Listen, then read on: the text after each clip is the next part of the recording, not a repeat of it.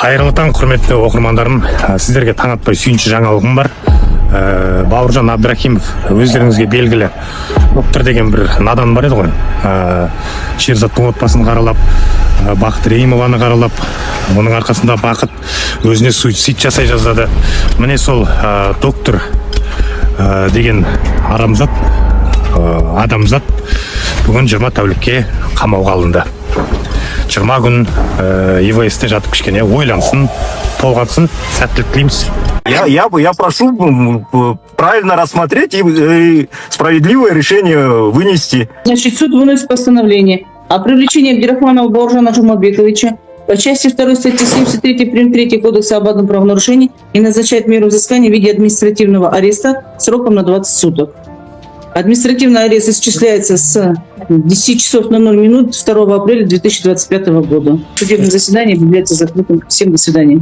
Это ужасно. Құттықтаймын. Бақыт құттықтаймын. Көрдің бе, қаншама жүгіріп суицид жасаймыз. Не аласың адамдармен өйтіп? Сенің қадір қасиетің таптаған жігіт 20 суткіге қамалды. Расында қараңыз, менің қол аяғым дірілдеп тұр әліші. Мен міне 3-ші күн болады ұйықтамағаныма. Осы сотты күткеніме 3 күн болды міне. Шын жүрегіме рахмет айтамын сіздерге, аға. Алланың нұры жаусын, өмір жастарыңыз ұзақ болсын сіздердің. Сіздерде ағаларымыз көп болсын. Осы етіп әр қазақтың осылай қыздың намысын қорғап. Шын жүрегіммен рахмет айтамын сіздерге. Бауыржан Абдрахманов деген кісі, енді мынау лақап аты доктор тиктоктағы. Сол кісіні бүгін міне Алланың қалауымен бірінші. Шын жүректен рахмет айтамын. Суд выносит постановление о привлечении Абдрахманова Бауыржана Жумабековича по части 2 статьи 73 прим. 3 Кодекса об адном правонарушении и назначает меру взыскания в виде административного ареста сроком на 20 суток. Административный арест осуществляется с 10 часов на 0 минут 2 апреля 2025 года. Судебное заседание является закрытым. Всем до свидания. Тағы бір айта кететін жайт, Шерзаттың ісі бойынша болатын сот онлайн өтуі мүмкін. Бұл жерде акцентті мүмкін деген сөзге қойсақ. Себебі бұл әзірге қауесет. Және менің ойымша Шерзаттың отбасы емес, күдіктілердің отбасы мұндай идеядан бас тартуы мүмкін. Доктор сотталды. Құтты болсын қазақ халқым. Осы Шерзат Бауыржан отбасының аузына кейін оттап жүргендердің барлығы жазаға тартылатын болады. Осы 6 ай бойы отбасыға қысым көрсеткендер, оларды террорист дегендер, оларды кінәлі қылғысы келген жауыздардың барлығы жазаға тартылады.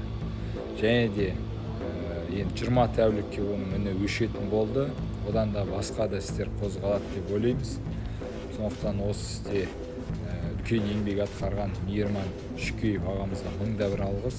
Жаңа адвокаттар нағыз қазақтың мүдде үшін күрес жүргендігін осы біріншісімен-ақ дәлелдеді деп есептеймін.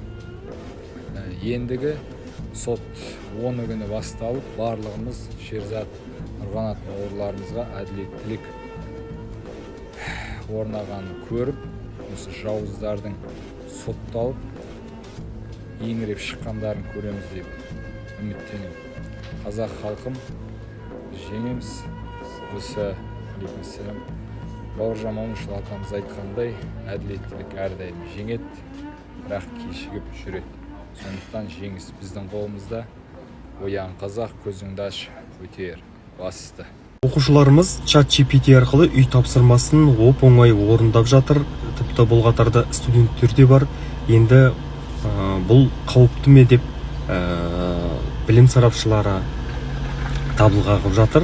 Ол тек қана Қазақстанда да ғана емес, басқа әлемдік үрдісте де жүріп жатыр. Жалпы үйге берілген тапсырманы оп-оңай ChatGPT-ге салып, ChatGPT есебіңді, қисабыңды, ән жырыңды, не керек, шығармаңды, эссеңді бәрін жазып береді. Енді осы ретте оқушылардың өзіндік ойлау жүйесіне, критикалық ойлауына қауіпті емес па деп сарапшылар дабыл қағып отыр. Әрине ChatGPT қауіпті ойбай деп артқы заманға сүйреудің қажеті жоқ, бірақ дегенмен де біз бұны қалай пайдаланамыз, қалай оқушылардың ойлау жүйесіне зиян келтірмейміз деген сұрақтар бар. Осы сұрақтар сізге қойғым келеді. Не айтасыздар? Елімізде жұмысын тоқтатқан күзет ұйымдары оқ дәрілерін ішкі істер органдарында тапсыру керек. Иә, қазір өздеріңіз білесіздер, түрлі күзет мекемелері бар.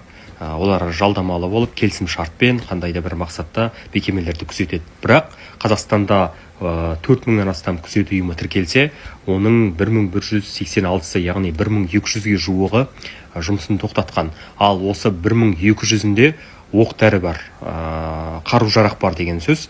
Енді сол қару-жарақтарын жұмысын тоқтатқан жағдайда ішкі істер органдарына тапсыру міндеттелуі мүмкін. Қазір мәжілісте тиісті заң жобасы бірінші оқылымда талқыланды. Жалпы осыған көзқарастарыңыз қалай? Жұмысын істемейтін күзет ұйымдары, охрана агенттіктер ғой, олар қару-жарақ тапсыру керек па, жоқ па? Не айтасыздар? Пікір жазыңыздар. Кейінгі аптада Израиль шабуылдарынан Палестинада 322 бала қайтыс болған. Иә, кейінгі осы 2 апта Газа секторы үшін тыныштық болған жоқ, өйткені Израильдің әскери операциясы салдарынан 600-ден астам адам тағы жараланған, және жоғарыда айтқандай 322 бала қайтыс болған. Енді жалпы бұл жан түршігерлік мәлімет. Жазықсыз балалардың қандай кінәсі бар деп ойлайсың? Және 2 апта бұрын атыс шабыс қайта басталғаннан кейін көбі үйін тастап кетуге мәжбүр болған. Жалпы мектептердің Палестинада 85% әбден бүлінген, балалардың көбі білім алылмай жүр, тіпті ашқұрсақ жүргендері қаншама. Жағдай осылай. Газа секторында, жалпы Израильде әскери операциялардың салдарынан ең аяғы қара халық, қарапайым жұрт зардап шегетін болды. Сол үшін алаңдайсың, әсіресе балалар үшін. Не айтасыздар? Балалар арасында аутизм күшейіп барады.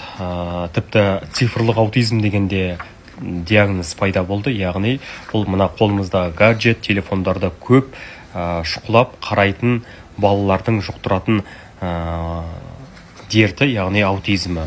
Ал енді шынын айтқан кезде тек Қазақстанда ғана жағдай осындай десе қателесеміз. Кейінгі 9 жылда әлемде осы дерт 5 есе ұлғайды, және нақты айтсақ Қытайда 1.100.000, Ұлыбританияда 650.000, Филиппинде 500.000, осылай кете береді. Енді мамандар тіпті аутизмнің қыз балалар арасында көп екенін айтып отыр, және жыл сайын жаңа жасарып келе жатқанына да алаңдайды. Жалпы шынын айтқан кезде цифрлық дедік, енді телефонын тауып жатқандар бар, сондықтан сұрап алған дерттің емі не? Сіздер қалай ойлайсыздар? Аутизмнің көбеюіне не себеп? Не айтасыздар? Биыл грантта оқығым келеді дейтін мектеп түлектері осы видеоны тыңдасын. Биыл Солтүстік Қазақстан облысы серпін бағдарламасы бойынша 200 грантты арнайы бөліп отыр. Бұл әсіресе Қызылорда, Түркістан, Тараз, Шымкент жастарына арналған. Яғни биыл ата-анасына салмақ салмай өзінің қалаған мамандығы бойынша оқығысы келетін оңтүстік жастарына өте тамаша осындай жеңілдіктер бар. Серпін бағдарламасы бұған дейін де оңтүстік жастарын оқытып, тоқытып, тіпті жұмыспен қамту шараларын іске асырған еді. Енді биылда бұл 200 грантқа көбейіп, қазіргі таңда осы серпін бағдарламасымен оқу жұмыстары жүріп жатыр. Айтпақшы, серпін бағдарламасымен 2000-ға жуық студент қазір білім алған екен. Айтпақшы, достар, менің парақшама жарнама белгілеріңіз келсе, жекеге шыға қойыңыздар. Жеңілдік жүріп жатыр. Видеоны түлектерге таратып жібере қой.